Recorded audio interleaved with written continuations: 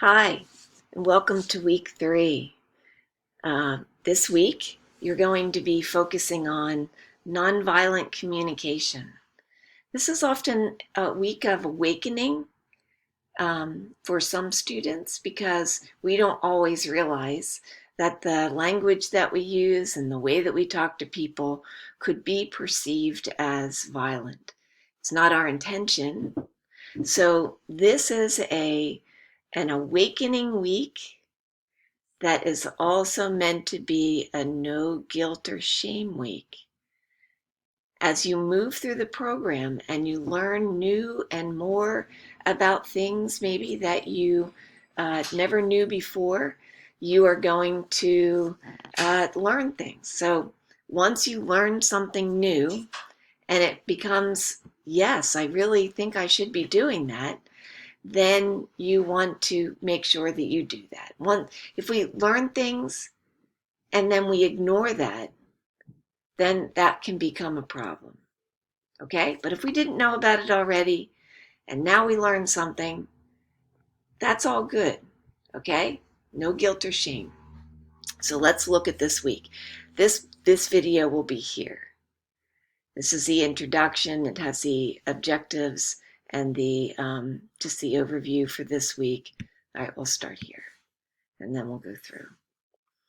Okay, nonviolent communication. So Marshall Rosenberg, unfortunately, has passed away, but he tells some pretty interesting stories, and you're going to be watching a pretty lengthy video. I think that, I don't know, I've watched it a few times. I really love it, but I don't watch it necessarily in the whole of it. I might watch it a little bit at a time, okay? Nonviolent communication. Here we go. Here's our learning resources. So there's the reading that focuses on Rosenberg's work. However, when you get to the discussion focuses on the video. So you have to watch the video. And this is the part where you might want to watch it in increments, okay? Many of you, most of you, will be excited to learn about nonviolent communication. And it is a skill that requires some practice. And it's something that if we want to be the best possible social work clinician, we need to head in this direction, okay? And I can tell you from years of practicing, you still screw up sometimes. You know, sometimes things go sideways and you go, oh, gee, maybe I should have done that differently. So we learn from that. We try again. Okay? I will say, though, that after a lot of years of using nonviolent communication, that it comes more naturally, that I don't think about what I need to say. And yet sometimes I do. You know, it really depends on where I am.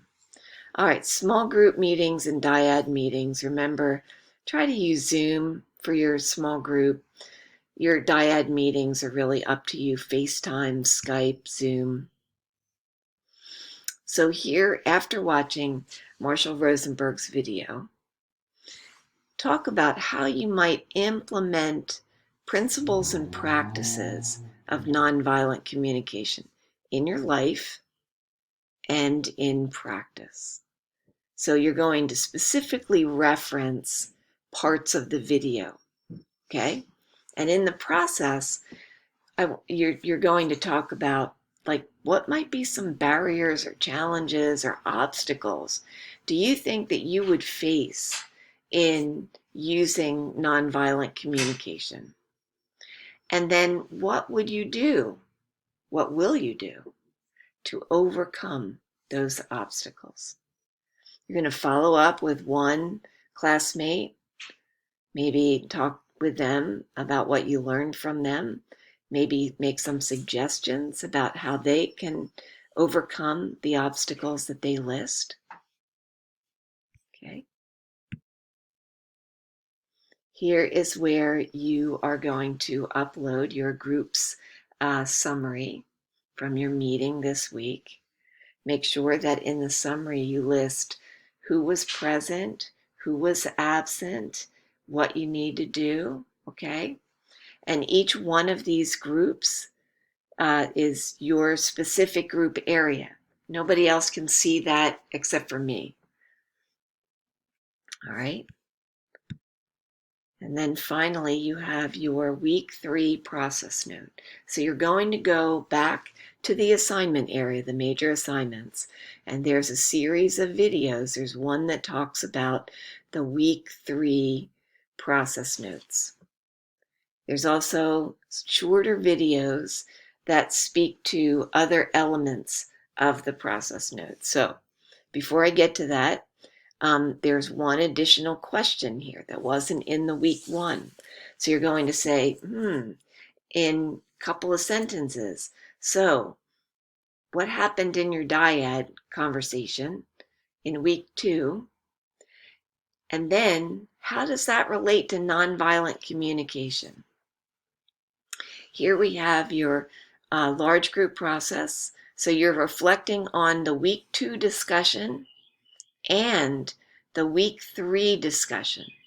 And remember to use these 3 questions as headings. So this says a half a page. I think with the headings, it's going to take closer to a whole page. Okay?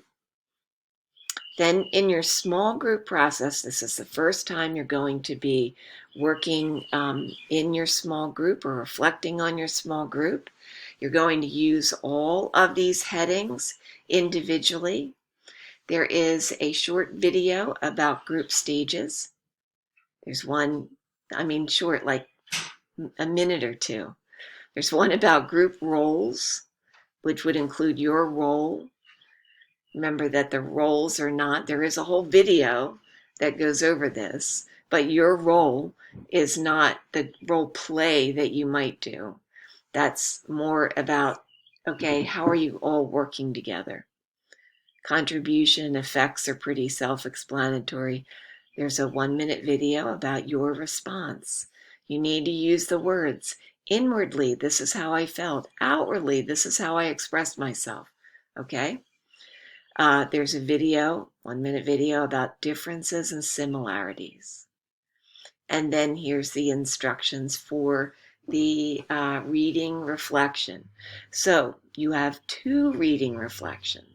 One focusing on the Morrison article from week 2, and one focusing on the Rosenberg article for week 3.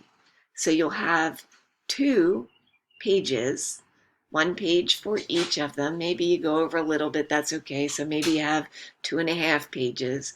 I'm okay with that, but don't go on and on and on. The whole idea is learn how to be concise. Okay? And that's the end of this module.